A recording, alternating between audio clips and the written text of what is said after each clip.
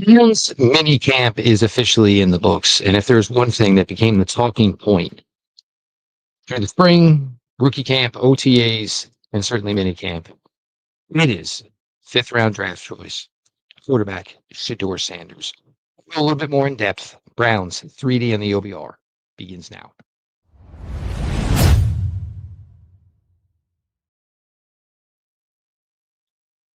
Welcome back, my friends, to the show that never ends, your daily delivery of all things Dog Pound Browns 3D on the OBR streaming network. I am your host, Jeff Lloyd. And on behalf of all of us here at the OBR, we appreciate and thank everyone for all the support daily, whether it is reading all the written content from our incredible group of writers or joining us every evening beginning at 6 o'clock on the OBR streaming network with Browns 3D. You will also have Things I Think I Know later this evening, hosted by Brad Ward. We appreciate, obviously, any and all ways that you guys all stay in touch with us here at the OBR as we try to give you the best Cleveland Browns coverage we can. You start to see it a little bit more pick up with the national media.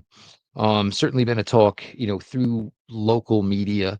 I have not been quiet about it, since the beginning versions of the 2025 Cleveland Browns have hit the practice field, whether it was rookie camp, whether it was OTAs, whether it was mandatory minicamp.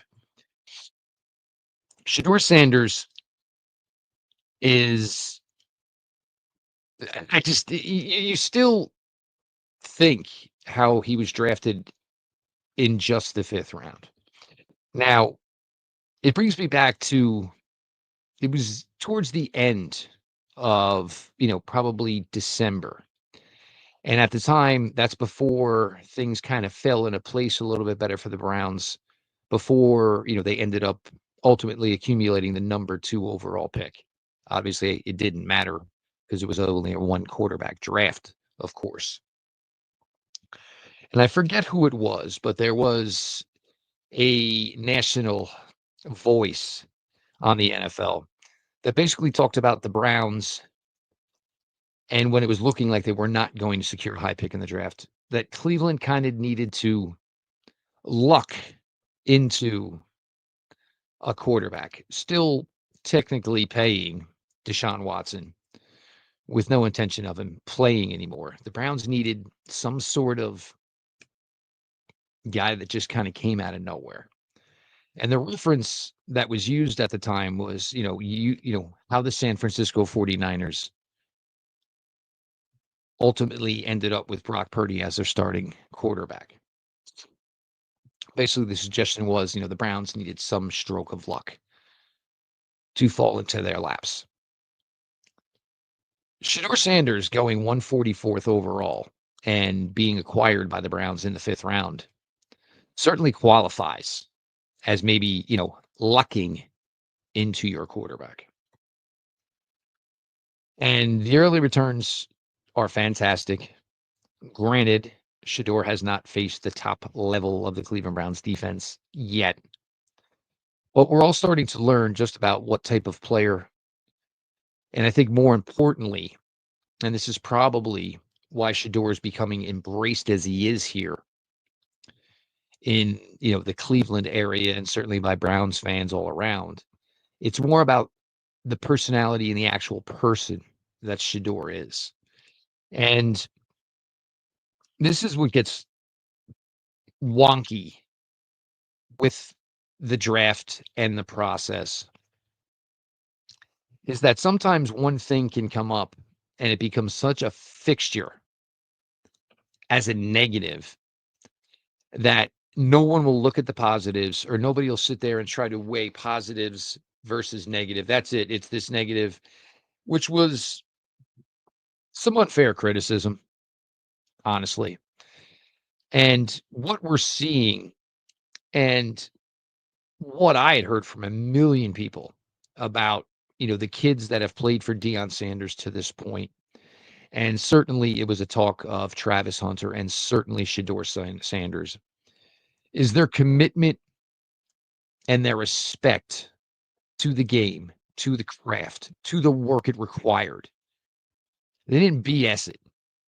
These guys truly appreciate it. You get a lot of athletes, collegiate, professional, who will do bare minimum.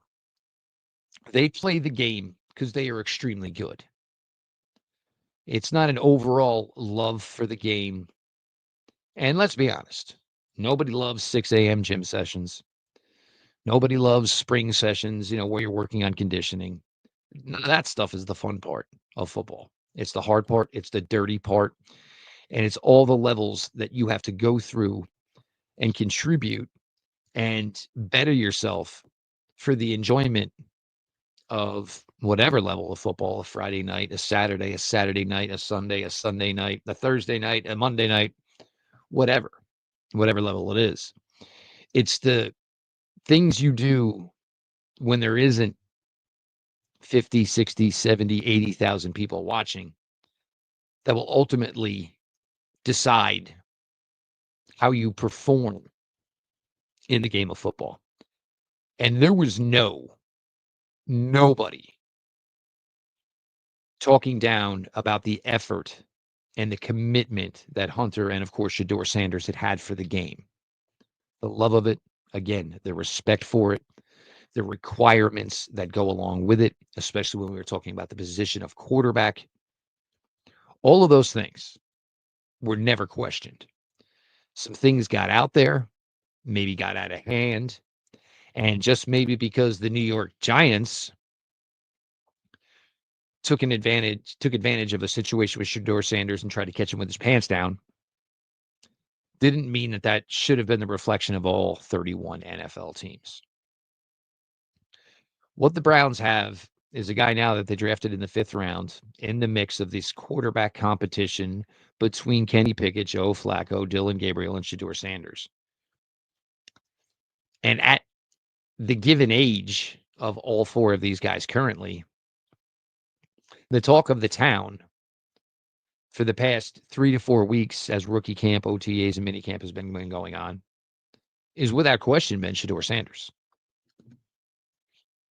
Whether it's veterans like David Njoku chatting with him in practice, or Shedeur's corresponding with a guy who's had one hell of a career in the NFL and Joe Flacco, you're really starting to understand that Shedeur is all about ball, and his commitment and respect for this game should have never been questioned.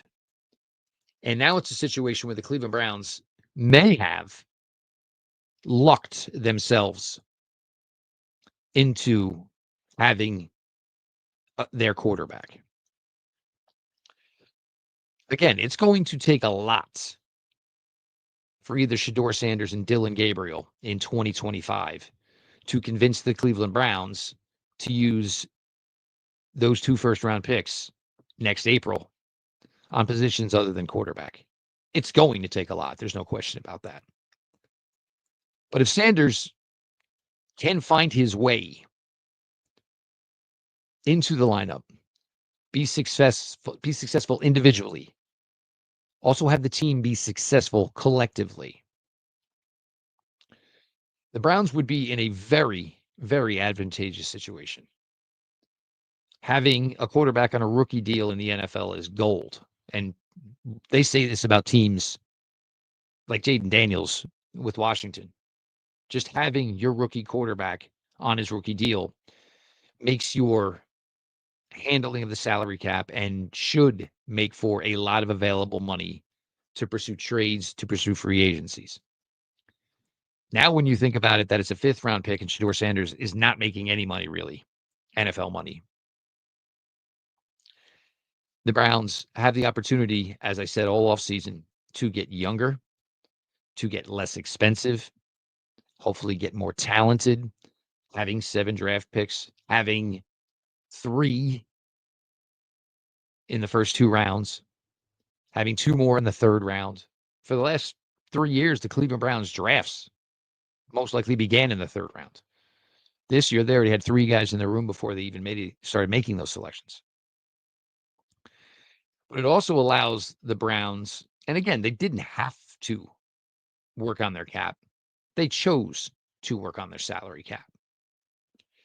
So it puts them in a position, and this could be the case even if they do draft a quarterback next spring in round 1, where they should be able to go out and kind of go shopping again for things that just don't have on this roster right now. Certainly could be related to the offensive line. As we know, Jack Conklin last year of his contract, Wyatt Teller last year of his contract, Ethan Posick last year of his contract, Joe Bitonio last year of his contract. It's not inconceivable that the Cleveland Browns could have to replace 4, possibly 5, if DeJuan Jones doesn't just go out and cement himself as a future starter and a piece for the Browns. Where the Browns could have to maybe redo 4/5 of their offensive line or all 5 spots of their offensive line next offseason. Not an advantageous situation. And you're certainly not going to draft an entire offensive line in one draft. That's why having money that maybe would have been, earmarked for a quarterback, all of a sudden be able to be used in other areas becomes a huge, huge windfall for this team. I spoke yesterday that I think the plan the Browns had for Sanders early in camp thus far was correct. He was going to be a difficult player as, just saying a 5th-round pick and putting him out there and putting all the expectations on him. He was already a late lightning rod guy anyway. So the fact that Shedeur was able to go out there, perform well beyond expectations, do most of it with 3rd and 4th stringers, and again, against 3rd and 4th stringers. The point was to have Shedeur go out there and look like he needed the bump as far as the hierarchy of the quarterback room. There is no doubt that Shedeur has now cleared that hurdle. And as much as the Browns would like to kind of maybe make this somewhat of an equal playing field, I can't guarantee that that's going to be the way this goes. Jason Lloyd spoke the other day, and he basically put it out there that he thinks Kenny Pickett is the starter for this team in week 1. And basically, he was prefacing it by, I don't know what starting a 40-year-old quarterback does.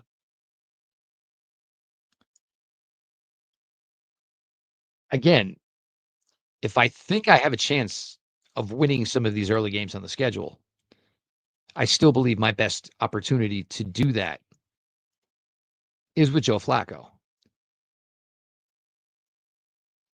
As the running game and all the nuances of this new running back room, Judkins, Sampson, and of course, Jerome Ford, and hopefully the rebirth of the run blocking from the offensive line and the collective overall play of the offensive line getting back to what it used to be. And again, that's a big if. These 4/5 of this offensive line are, old veterans. So to think that every single one of them is going to return to their top form certainly is a little rich to ask. I don't think the Browns could just say, oh, we're going to be able to lean on the run. They might be able to. But I mean, that's rather presumptuous, in my opinion, to just assume that the Cleveland Browns are going to be able to go out there and run the football the way they did in the first couple of years of this Barry Stefanski regime. We don't know if the offensive line is going to go back to being what it was. You have to assume that, Quinshawn Judkins and Dylan Sampson are just not going to hit the ground running. There should probably be some growth spurts. Should probably take a little time for everything to gel and develop. But so with the point of, I don't know why Joe Flacco should start, he's 40 years old. I don't know what does for this team. I think we can kind of maybe say the same thing for Kenny Pickett.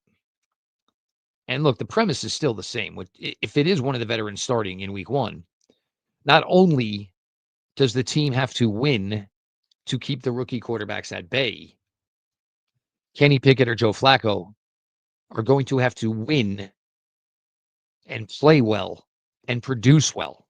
High completion percentage, high touchdown amount, low interception amount. I don't think we're saying any way whatsoever, regardless of who the quarterback, whether it's Joe, whether it's Kenny, whether it's Dylan, whether it's Shedeur, are just going to go out there and just be able to, be a complement to the running game. kind of feed off the play action. Whoever is quarterbacking this team in the early of 2025 is going to have to make throws, and a lot of them. And to this point, and this has probably been one of the also consistence of the Browns' offseason activities to this point, is certainly Jerry Jeudy. I don't know what went on in Denver. I don't care what went on in Denver. But it's usually a rarity, right? And Browns fans, you guys have probably seen this for years. How many people did you get excited about, came to Cleveland, whatever their situation was with their former team, wasn't working out. And usually they came to Cleveland and the situation got worse. The Kenny Britts of the world, right? Jerry Jeudy got to Cleveland, played with about a dozen different quarterbacks in his first year, was a world beater, 90, over 1,200, 9 touchdowns. And this spring was essentially uncoverable.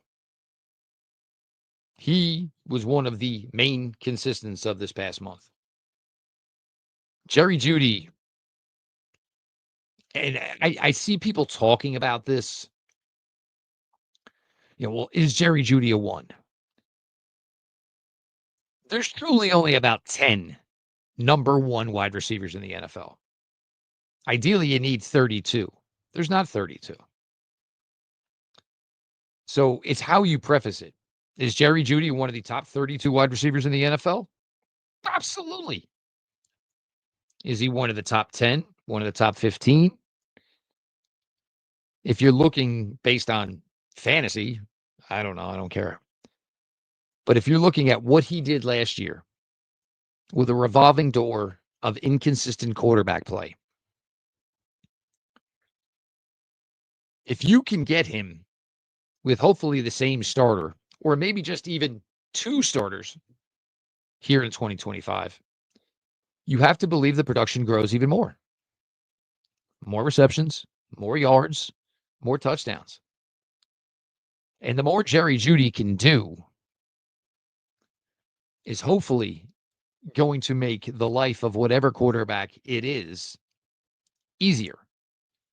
Because eventually teams are just going to have to do everything they can to keep Jerry Jeudy at bay, which then hopefully allows for David Njoku, Cedric Tillman, who is pretty much penciled in as this number 2 wide receiver, Harold Fannin, Deontay Johnson, if he can stay on course. So now you look at it and you kind of try to put together, your top receiving options for whatever quarterback it is. Jeudy, Tillman, Johnson, Njoku, the rookie Harold Fannin. So that gives you 3 wide receivers, 2 tight ends to work with. Dylan Sampson, to his credit, is spending a lot of time with wide receiver coach Chad O'Shea. And we've gotten to see some glimpses of this. And I'm not exactly sure how much of this and exactly how they're planning on doing this. But they're certainly trying to use Dylan Sampson in a variety of ways. Had him lining up in trips, jet motion. He's been in the backfield with Judkins at the same time. The creativity is certainly there. But to his credit, Dylan Sampson is spending a lot of time with Chad O'Shea as well, trying to, and it's not his fault. It's certainly not Quinshon Judkins' fault. As much as they were touching the ball in college, it was difficult to, ask them to also, be top-notch receivers. They were already getting a bunch of touches. You know what? Come off the field. We're going to go 4 wide anyway. So, you'll get a blow. We get it, 1st and 10. And obviously the ball was going to go right back into the hands of Quinshon Judkins or right back in the hands of Dylan Sampson. But Sampson's really out there and he's really working. The little bit you've gotten to see of Quinshon Judkins trying to work as a receiver, I think he's got some skill. There was, several videos about him just, basically running back routes and, being able to sink his hips, get in, get out of his break, give a wide target to his quarterback, turn and go. Your short hitches, your flat routes, your Texas routes. So basically, when they line up behind center, angle out, and then usually end up in front of the center, that's your Texas route. All things where you see running backs be effective. And these guys are all putting in the work. So there's there's a future here building as far as skill players. The question we don't know, and this will be the biggest burning question of the 2025 NFL season for the Cleveland Browns, is do they have the quarterback or do they not? And when you're saying this question about the Browns and the quarterback position of do they have the quarterback or they don't, Joe at his age, unfortunately, is not a long-term option. Kenny, at his age, maybe if he played out of his mind. But if Kenny Pickett at this point could have played out of his mind in the NFL, maybe it would have happened somewhere within the first 3 seasons in the league. So that's why I feel that Kenny Pickett is not a legitimate long-term option here for the Cleveland Browns as well. Again, no disrespect to Dillon Gabriel, but you're not going to tell me, and I am certainly not even going to listen if you try to tell me, that Dillon Gabriel was better than Shedeur Sanders coming out. If he was drafted before him, that's an absolute fact, and I can't argue it. But there's no way you're going to convince me for 1 second that Dillon Gabriel was a better individual player at the position of quarterback over Shedeur Sanders. That dog just don't hunt. This is the legitimate thing, and this is it for the Browns. 2025 should legitimately be about whether or not Shedeur Sanders can prove that he can be a long-term starting option at the quarterback position for the Cleveland Browns. How many games does it take to prove that he can be that guy? That is certainly where it gets tricky.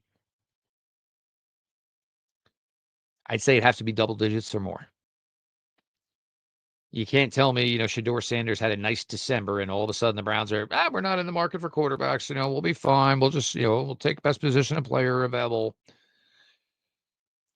It's got to be a legitimate 3-month run. It's got to be 10 games or more. So if that's the case, he's got to be on the field by the beginning of October, if not sooner. And everybody, the beginning stretch is tough. Look, Joe Burrow, Jamar Chase, T. Higgins, that's a nice group right there. But the Bengals defense is stink out loud bad. Right now, you're starting edge rushers. One, you don't want to give a contract extension to, and he's had over, I think, 30-something sacks the last 2 seasons combined. And they can try to play this game with Shamar Stewart, whatever they're doing, their first-round pick. Oh, well, other NFL teams have, gone this route with structuring bonuses. And you're the Bengals. Anytime you try to do something contract-related, everyone in the league says the same thing to you and points the finger at you and says, you're cheap. You're cheap. So am I worried about the Bengals week 1? It wouldn't buy. If I'm worried about the Bengals week 1, it's certainly not. I'm not worried about the Browns offense.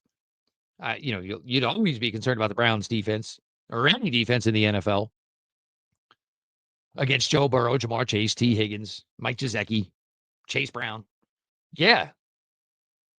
That's what you're going to be nervous about. You're not going to be nervous about the Cincinnati Bengals defense.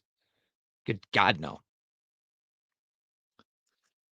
So if it's the Bengals week 1, how tough is this stretch in the beginning then anyway? So say you could go out and pull out a 24-20 week 1. I guess the Bengals will be favored. So a week 1 upset at home over the Cincinnati Bengals. And you can do it with Shedeur Sanders. Do you care what's going to happen in weeks 2 or 3 or 4? If maybe the opponents are a little bit tougher.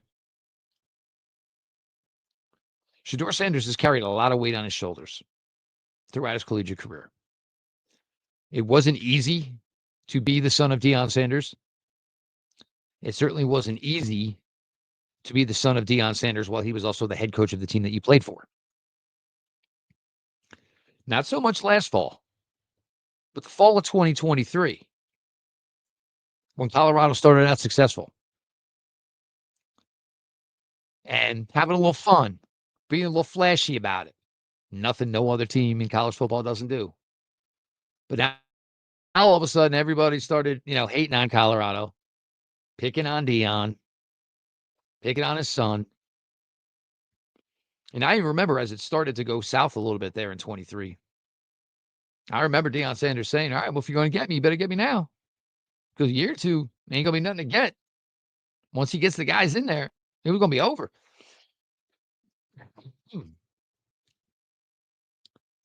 So now, here you have this kid who's already been through it a little bit in college. Kind of got to have that shaken off. And I think everybody kind of more respected him and appreciated him in 2024. So now where he hit the draft cycle, and all of a sudden everybody's trying to dog on him again. He's already been through it once. So the fact that he came through this and basically let none of it get to him, got to Cleveland, has done everything he can to appreciate the area, appreciate the people, giving back of his own personal time, things that nobody would ask of a fifth-round pick to do. And it's not even that he's being asked, he's volunteering, he's offering.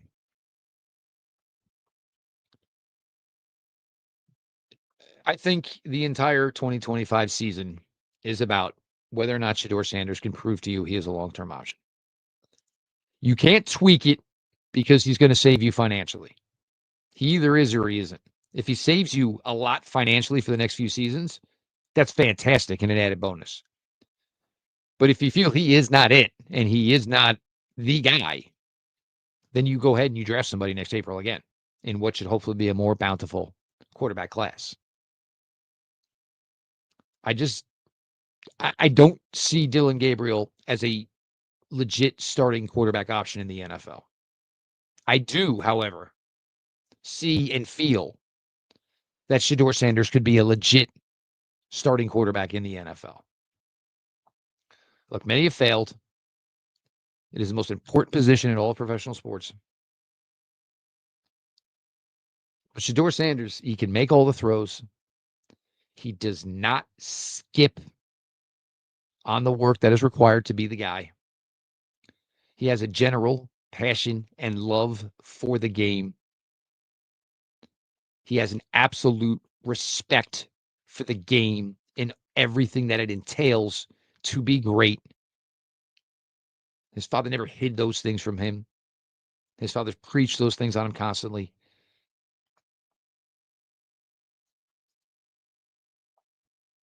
So a little work still needs to be done. You only got 2 centers right now. Definitely need at least a third center in here just to get through the summer. I wouldn't be surprised, even though some of the other tight ends besides Fannin and David Njoku have shown pretty well so far in this spring. Wouldn't be surprised if he added a veteran tight end. I don't think the Browns would turn away any possibility of bringing in another wide receiver. I think defensively, you're probably where you want to be, unless somehow, some way, Ronnie Hickman doesn't look up to the part, and maybe there's a safety there to be had that the Browns could say, hey, look, that is a legitimate starting free safety in the NFL. We need him. We have to have him. The Browns are always a work in progress. Andrew Berry tells you this all the time. They are never not done tinkering, and especially right now when they have the ability to have 90 guys. So they will absolutely continue to go at it, and rightfully so. Want to thank everybody, obviously, for tuning in, of course, to the OBR streaming network this week. Certainly, with minicamp, created for a lot of opportunity and a lot of storylines to cover with you all and have you all listen to or read, of course, over on the OBR as well. We appreciate y'all, for following us like you do, the support that you give us with the written content, and of course, the OBR streaming network that begins every night at 6 p.m. Make sure you subscribe to the OBR on YouTube. Make sure you are subscribed to the OBR over on Twitch as well. You'll get Brad Ward at 7 o'clock with Things I Think I Know. This has been your daily delivery of all things Dog Pound. Browns 3D on the OBR streaming network. And we will talk to y'all.